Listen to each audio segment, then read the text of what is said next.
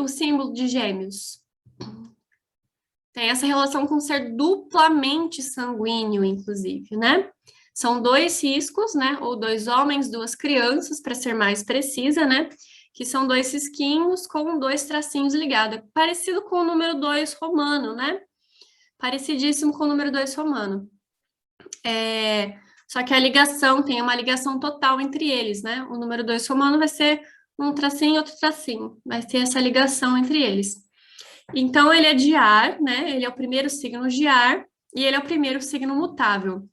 Como todos os outros que a gente estava falando, ele tem uma relação com a infantilidade, né? Com a juventude, com a jovialidade, com as próprias crianças, né? Que são os gêmeos.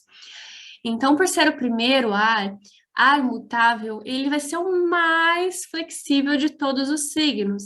Então, a gente viu o mais masculino, o mais cardinal, o mais fixo e o mais feminino, e agora a gente vai ver o mais mutável, o mais ar, né, mais jovial de todos.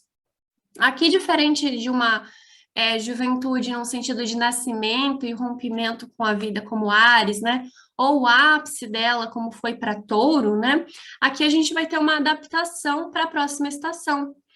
Então, ele vai estar se adaptando para que a próxima estação venha, para que a próxima estação se defina.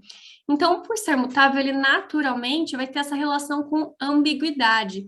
Os mutáveis, eles também são chamados de bicorpóreos, né? Ou adaptáveis, né? Bicorpóreos, né? Comuns também é uma das outras palavras, nomenclaturas para os signos, né? E quando o signo ele tem essa classificação, ele vai ter essa dualidade, né? Podem reparar, os outros signos mutáveis também vão ter essa relação com dualidade, né? A gente vai ter Virgem, que tem relação com a Virgem e com a criança, né? Que é sempre uma moça, uma jovem, né? E uma menina pequenininha do lado, também antigamente era representado, ou o ramo de trigo, né? O outro signo Sagitário também é o Centauro Arqueiro, que é cavalo e é o homem, né? E peixes, que são os dois peixes, ou o cardume, né? Então também vai ter essa relação de dualidade e multiplicidade. O símbolo também, principalmente peixes e gêmeos, são muito parecidos. Aí vão estar bem implícito essa relação do dois. Se tiver pergunta, pode perguntar, gente. Você está falando do beija-flor? Eu já vou explicar o beija-flor, tá? Aquário, ele é fixo. Por mais que ele tenha essa relação das duas ondas, né? E uma esteja indo para um lado, outra esteja indo para o outro, ele ainda assim, o símbolo dele pode ser, né? O homem e o jarro, né? Ele também tem uma contradição ali, na verdade, né? Uma contradição. É como se tivessem ali se complementando de alguma forma também, mas ele não é mutável, né? Ele não tem essa característica, embora seja ar, né? Ele tem algumas contradições dentro dele, como a uma ordem, né? Uma relação de conservadorismo e, ao mesmo tempo, de questionador, de contracorrente, do jovem revolucionário, né? Então, dentro dessa relação de dualidade, de contradição, ele tem. A gente já chega no aquário, que aí é um ar mais maduro, né? Que tem uma relação com o pensamento mais amadurecido, fixado, construído, a ideologia, né? Aqui em Gêmeos, como todos os signos de ar, eles vão ter muita relação com a mente, porque os pensamentos eles estão no ar, né? A gente capta as ideias, as coisas pelo ar. Então, inclusive todos os vírus e parasitas, né? Tem toda essa relação da transmissão pelo ar também, né?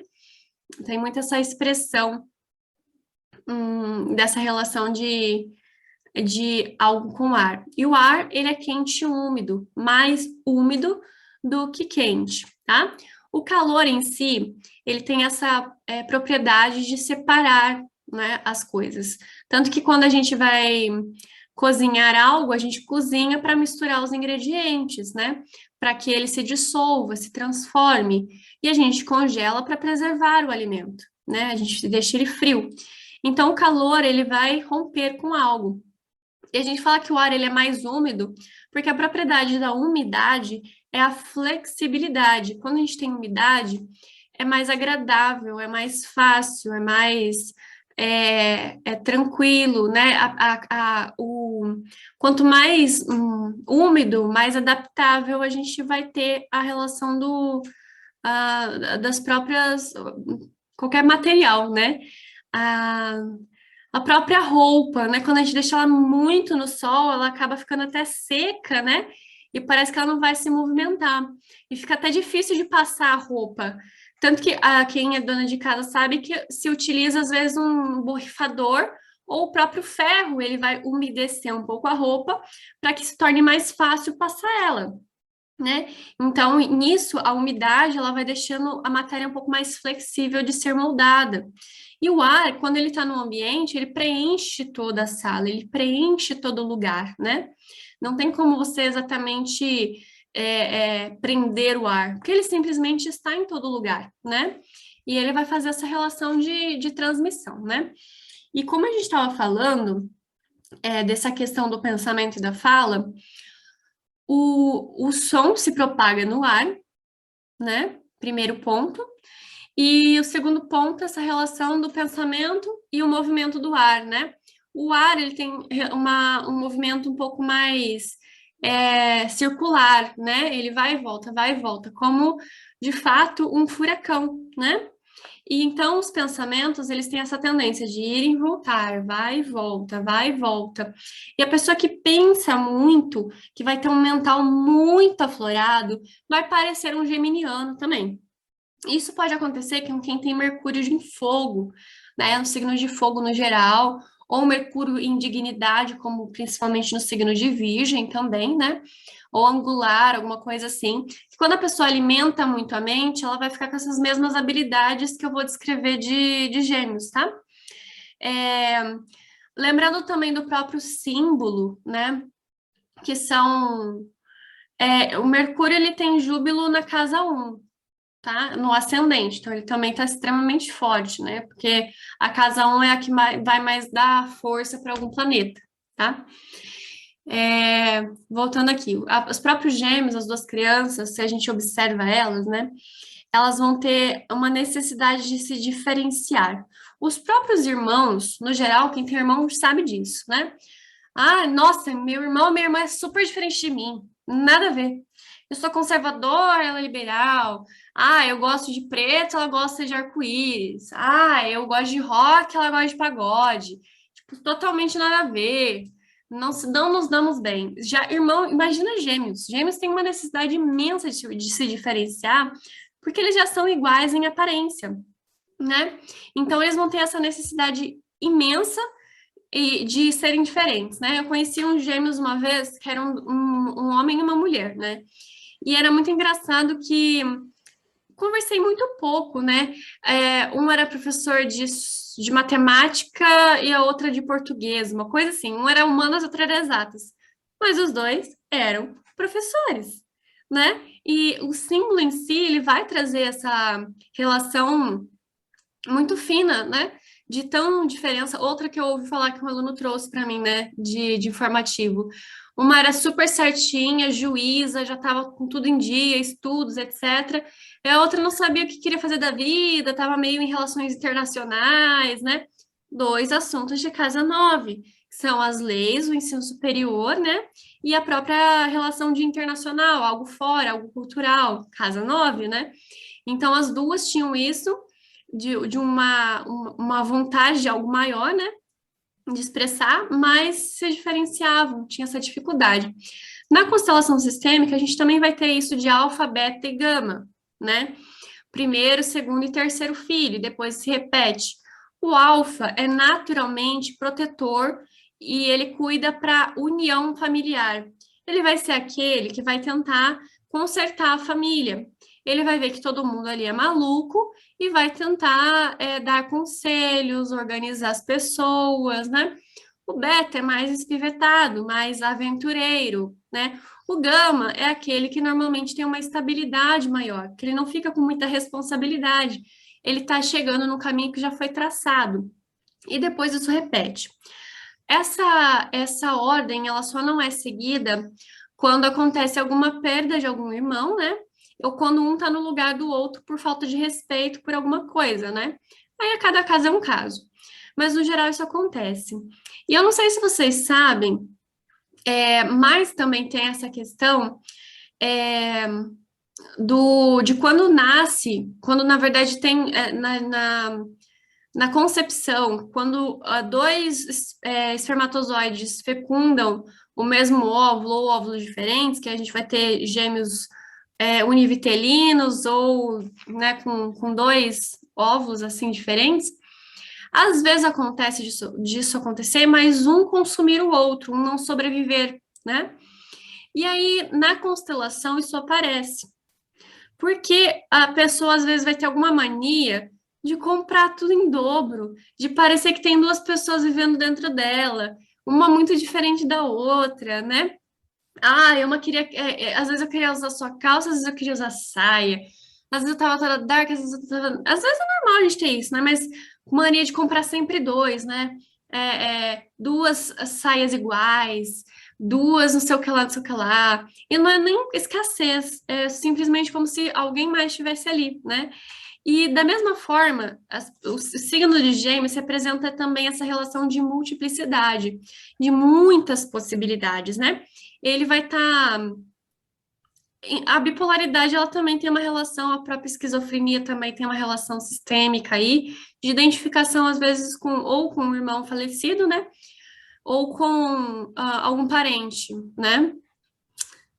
Comer em dobro, já vi isso na constelação. Uma gêmea tinha falecido e não sabiam, também tem isso. Muito bem lembrado, Giovana. Então, a gente vai ter muitos casos, assim, muito interessantes, né? E e o geminiano, então, a própria relação mental, a mente, ela é uma antena, né? É uma antena que ela vai estar sempre ligada. Se a gente não mandar ela ser desligada, né? Ela vai estar sempre querendo se sintonizar e captar coisas, né?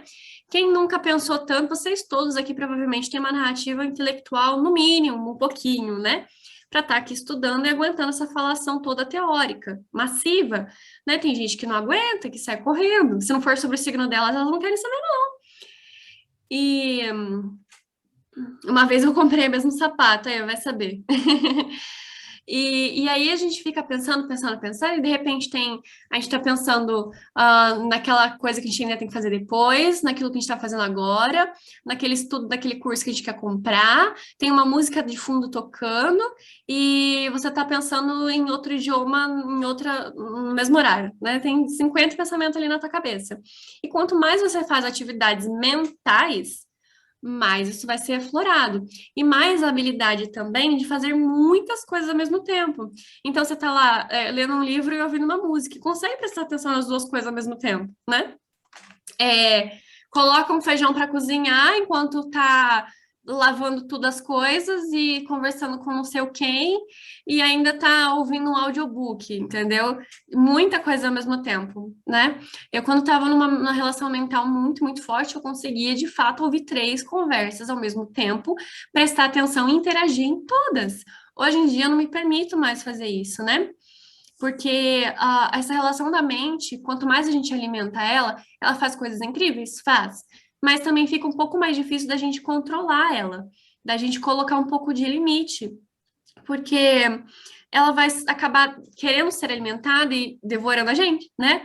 E o geminiano, além dessa relação de necessidade de fazer várias coisas, ele quer estar em vários lugares diferentes, né? Então, a mente é uma dessas possibilidades da gente estar em lugares diferentes, fazendo coisas diferentes ao mesmo tempo, né?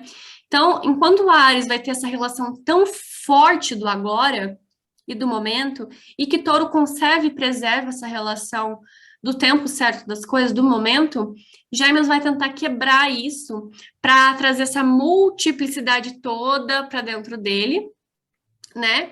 E toda essa possibilidade de variedade, né? De multiplicidade, de línguas diferentes, idiomas diferentes, assuntos diferentes, e interligar tudo, né?